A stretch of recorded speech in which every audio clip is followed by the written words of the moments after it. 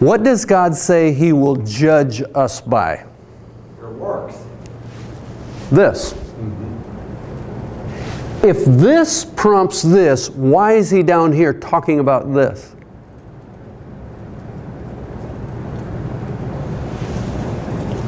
He knows what we are, but nobody else knows what we are except by what we do. He can see this. We need evidence, and that's what this is. This is the evidence of that. My son bought a car here in the last year. His other one was getting old. It was a '69 Firebird.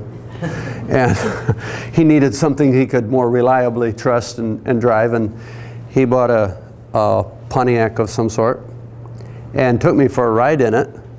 And you know, you hear a certain sound out of cars. This one has a little different sound than my Honda van.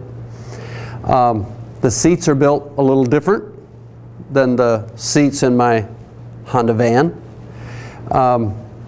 My van sits a little high, his sits a little low.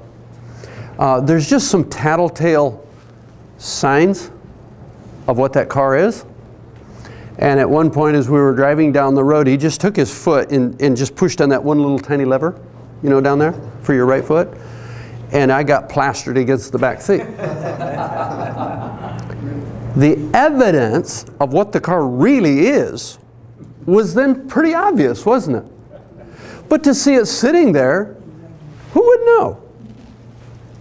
Who would know? It might look like it was something, but the evidence is in the performance, right?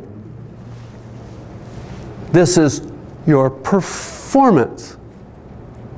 Now, I understand that some people of certain mental attitudes and traits and personality traits and so on look at things differently. Some of us can look at this one way and others will look at it differently and so on and so forth. But some people tend to think that any discussion about this is legalism and negative.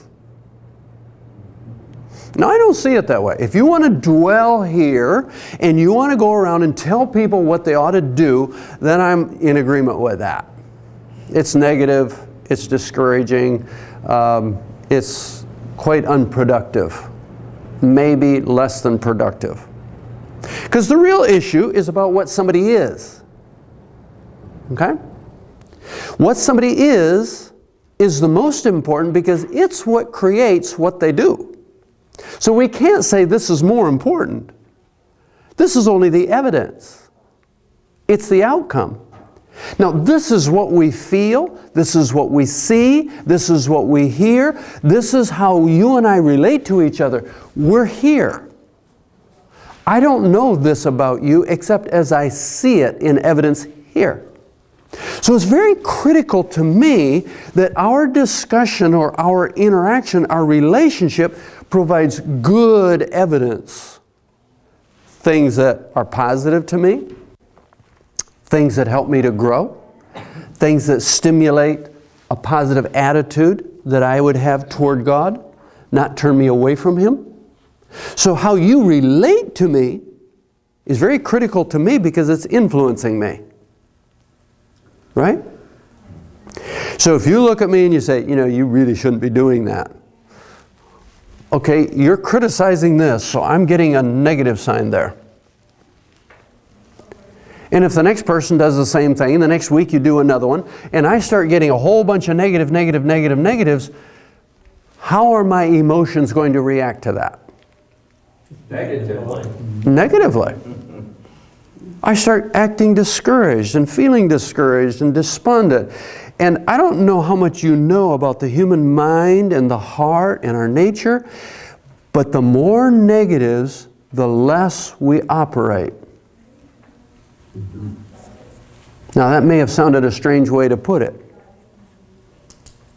Did you know that energy and heat, if I have this correct, and if there's a scientist here that can correct me, please do. I don't want to get it wrong. Energy and heat are equal. When you put something on the stove and you put heat to it, energy increases in, let's say, a pan of water. Energy increases. You say it got hotter. The scientists would say it got energized. And you get it warm enough and it starts boiling, then you start seeing steam, and it's where the energy, the molecules are moving so fast, they escaped the liquid and went right off into a gas. Negatives are cold. They reduce the energy. They reduce the heat. So if you and I go around and we keep picking on somebody and keep giving the negatives to that person, it's a very cooling process to them. It's negative. But if on the other hand, we can take those negatives and turn them into positives, we're turning up the heat, the energy level. You see, if I'm despondent, if I'm discouraged from anything, what you've said, what you've done, how you've acted, how you've related to me, doesn't matter. If I am discouraged and despondent, and I pray, I don't pray as well. If I study, I'm not learning well because my energy level has dropped. The heart is cold. But if you have encouraged me, you've seen positive things. Oh, you've seen the negative too, but you don't talk about those. You don't mention those. You just mention the good ones. And you encourage me on those good ones, and you compliment me, and you say you appreciate, and you say all these positive things, and you say, yeah, but wait a minute, he does a lot of negative too. So what? The question is, do you want to be positive to me and empower me, or do you want to point out my sin so you can kill me? Which are you after? You with me?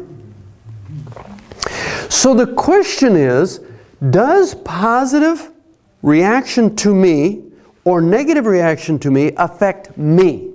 Yes. Absolutely. Absolutely. There's only one thing to keep it from affecting me. My ability to shed it and handle it. But weak people can't do that. Only strong people can do that. Jesus did it very well. Still affected him. There were times when he wept for people. There were times he had to just shake the dust off his shoes and leave because they wouldn't hear it. It affected what he did and was able to do for others. So the question is, if you really want me to grow, if you want me to be in heaven with you, how are you going to have to relate to me? Positively. Or you're actually doing Satan's work.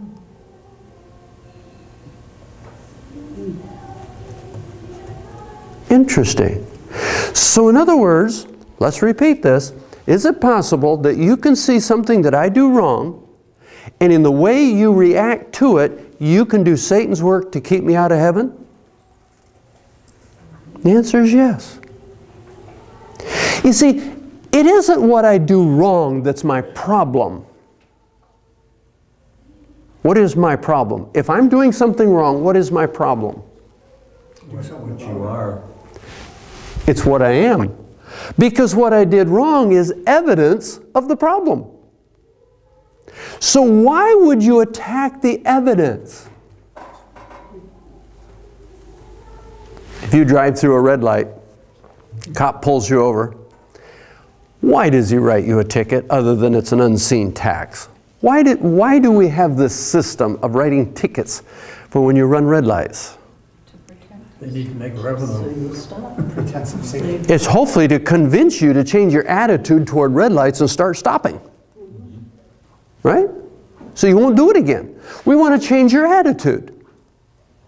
It's not just to stop the behavior. We'd like to change the attitude. The reason we imprison people for doing wrong is hopefully it'll change the attitude. Doesn't often work out that way because of human nature.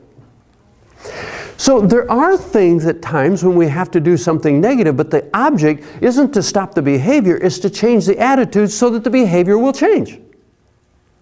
Now on a spiritual level, we understand that. Society has a limited capability of dealing with that. A cop can't stop you and say, you know, it would really be nice if you change your attitude and think of saving lives and therefore next time you'll stop. That just doesn't work. People just laugh and grin and say, I never get a ticket, I'll run them all the time. Because some people are just innately evil. That's what they've chosen. Now in the book of James, James talks about this. And so therefore, somebody would say, oh. Because James talks about this, he's being negative. That's not how we see it, is it?